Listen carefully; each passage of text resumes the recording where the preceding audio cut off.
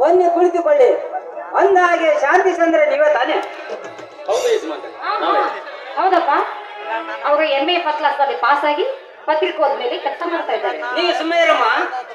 ನಾನು ಪ್ರಶ್ನೆ ಕೇಳಿದ್ದು ಶಾಂತೇಶನ್ನ. ನೋಡು ಶಾಂತೇಶ್, ನಾನು ನಿಮ್ಮ ಬಗ್ಗೆ ಬಹಳ ಕೇಳಿದ್ದೇನೆ.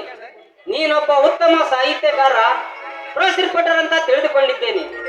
ದಿನನಿತ್ಯ ಪೇಪರಿನಲ್ಲಿ ಬರುವ ನಿಮ್ಮ ಕತೆ, ಕವನ, ವಾಸ್ತವಿಕ ವಿಷಯಗಳು ಬಹಳ ಮೆಚ್ಚಿಕೊಂಡಿದ್ದೇನೆ.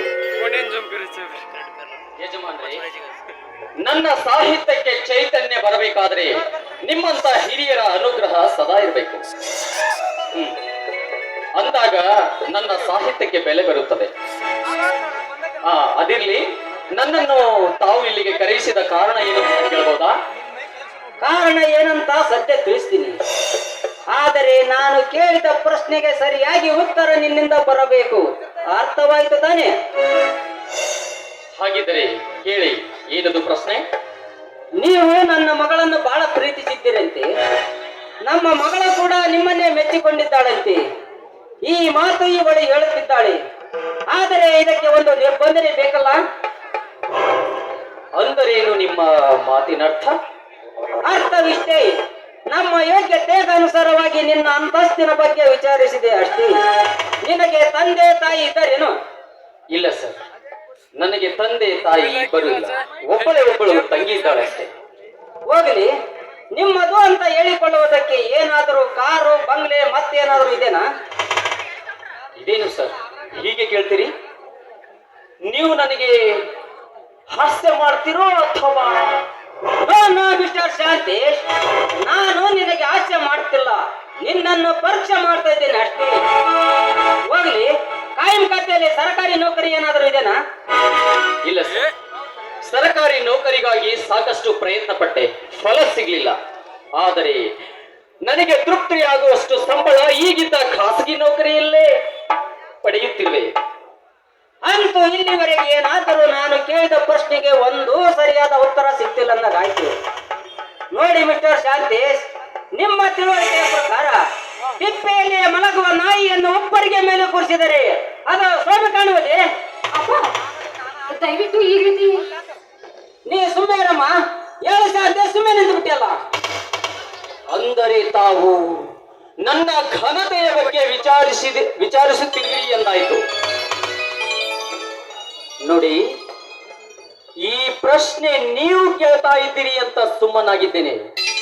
ಇದೇ ಪ್ರಶ್ನೆಯನ್ನ ಬೇರೆ ಯಾರಾದ್ರೂ ಕೇಳಿದ್ರೆ ಅವರಿಗೆ ಸರಿಯಾದ ಉತ್ತರವನ್ನೇ ಕೊಡುತ್ತಿದ್ದೆ. ತಾವು ಒಬ್ಬ ಮುಖ್ಯ ನ್ಯಾಯಾಧೀಶರಾಗಿ ಸೇವೆ ಸಲ್ಲಿಸಿದ್ದೀರಿ. ಮನೆಗೆ ಬಂದ ಅತಿಥಿಗಳನ್ನು ನೀವು ಈ ರೀತಿಯಾಗಿ ಅಪಮಾನ ಮಾಡುವುದು ಸರಿಯೋ ತಪ್ಪೋ ಎಂದು ನಿಮ್ಮ ಮನಸ್ಸಾಕ್ಷಿಯಾಗಿ ನೀವೇ ವಿಚಾರಿಸಿಕೊಳ್ಳಿ. ಆಗ ನಿಮಗೆ ಅರ್ಥವಾಗುತ್ತದೆ.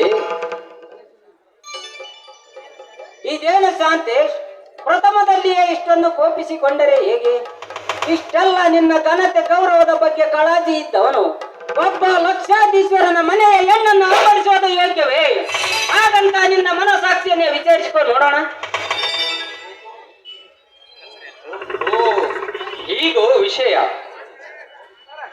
ನೋಡಿ ಸರ್, ನಿಮ್ಮ ಆಸ್ತಿ, ಅಂತಸ್ತು, ಕಾರು, ಬಂಗ್ಲೆ ನನಗೆ ಯಾವುದು ಬೇಡ.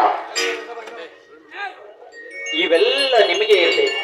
ಆದರೆ ನಾನು ಪದ್ಮಳನ್ನು ಪ್ರೀತಿಸಿದ್ದು ನಿಮ್ಮ ಆಸ್ತಿ, ಅಂತಸ್ತು, ಕಾರು, ಬಂಗ್ಲೆ ನೋಡಿ ಅಲ್ಲ, ಅವಳ ಮತ್ತು ನನ್ನ ಪ್ರೇಮ ಬಾಂಧವ್ಯ.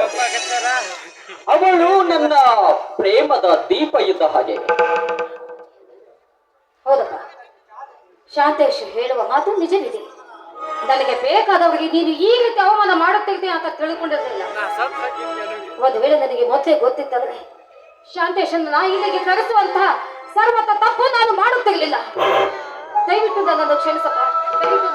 ನಿಮ್ಮಿಬ್ಬರಿಗೂ ಈಗಲಾದರೂ ಅರ್ಥವಾಯಿತಾ? ಕಾಗೆಗೂ ಕೋಗಿಲೆಗೂ ಏನು ಸಂಬಂಧ ಅಂತ? ಮಿಸ್ಟರ್ ಲಾಯರ್ ಲಕ್ಷ್ಮಣರಾಯರೇ, ಕಾಗೆ ಕೋಗಿಲೆಗಳ ಮಧುರ ಬಾಂಧವ್ಯವನ್ನು ತಾವಿನ್ನು ಚೆನ್ನಾಗಿ ಅರ್ಥಕೊಂಡಿಲ್ಲ ಅಂತ ಕಾಣುತ್ತೆ. ಕಾಗೆ ಒಂದು ಕೆಟ್ಟ ಪಕ್ಷಿಯಾದರೂ ಕೋಗಿಲೆಗೆ ಜನ್ಮ ನೀಡುವ ಮಹಾಪುಣ್ಯವನ್ನು ಮಾಡುತ್ತದೆ.